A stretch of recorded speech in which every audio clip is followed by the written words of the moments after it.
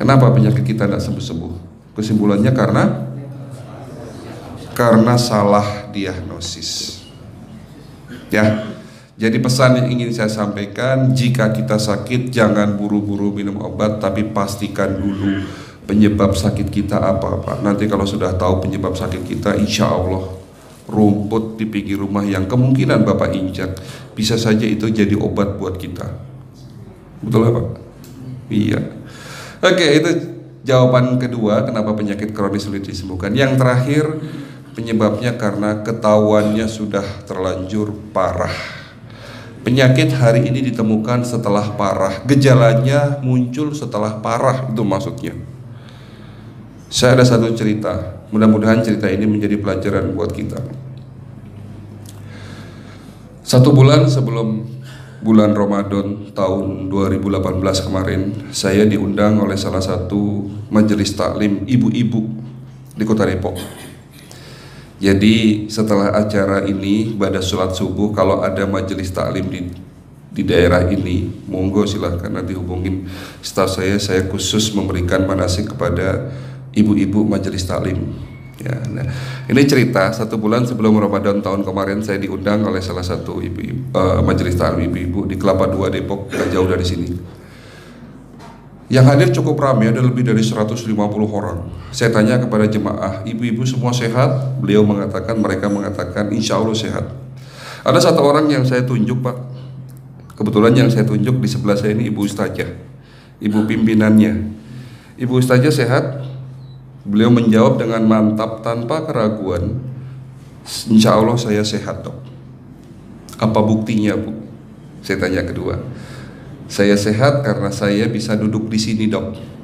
Oh iya, masuk akal, benar. Oke. Saya sehat karena saya jarang sakit dok. Oke. Saya sehat karena makan enak, tidur enak tanpa ada keluhan. Saya sehat karena saya bisa beraktivitas normal, ibadah normal tanpa ada penyakit, tanpa ada keluhan. Oke. Pertanyaan ketiga Bu, apakah ibu sudah melakukan pemeriksaan kesehatan untuk memastikan tubuh ibu sehat atau tidak? Loh kan dok, saya sudah bilang kalau saya sehat. Belum tentu Bu. Kenapa alasan ibu tidak mau periksa? Kira-kira alasannya apa Pak? Ya, satu karena sehat, merasa sehat gitu ya. Alasan kedua apa kira-kira? Masalah keuangan. Oke, tapi sebetulnya alasan ini bukan itu yang beliau sampaikan. Ada alasan kedua yang beliau sampaikan. Alasan apa? Iya, itu jawabannya. Takut ketahuan penyakitnya dok. Ini yang sering disampaikan kepada masyarakat. Jika masyarakat kita disuruh check up, jawabannya selalu takut ketahuan penyakit dok. Kalau nanti tahu penyakitnya malah jadi stres. Gitu ya Bu? Oke. Itu yang disampaikan oleh beliau ya. Saya ingat sekali kejadian hari itu, hari Sabtu. Hari Sabtu beliau mengatakan sehat. Hari Sabtu beliau menolak untuk medical check up. Hari Senin datang ke klinik stroke Pak. Ini cerita benar tanpa ada rekayasa.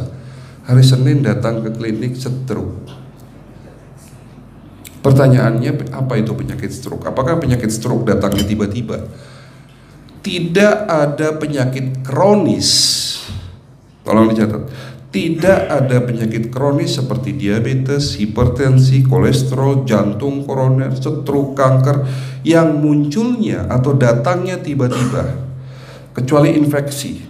Kalau penyakit infeksi itu pun butuh masa inkubasi 1 minggu misalnya. Bapak terinfeksi sekarang ini misalnya masuk kuman Salmonella typhosa misalnya, kuman penyebab tipes. 1 minggu lagi kalau daya tahan tubuh Bapak menurun, Bapak bisa kena, bisa muncul gejala panas. Itu 1 minggu butuhnya.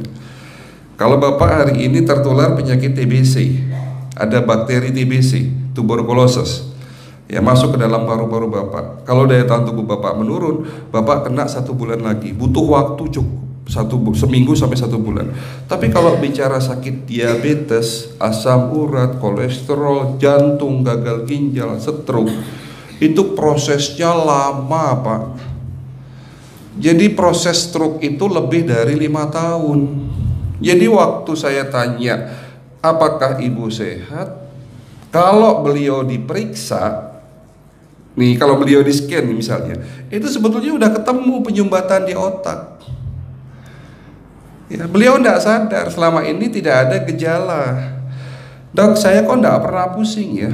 Waktu datang ke klinik ngomongnya udah pilo, tahu pilo, merot.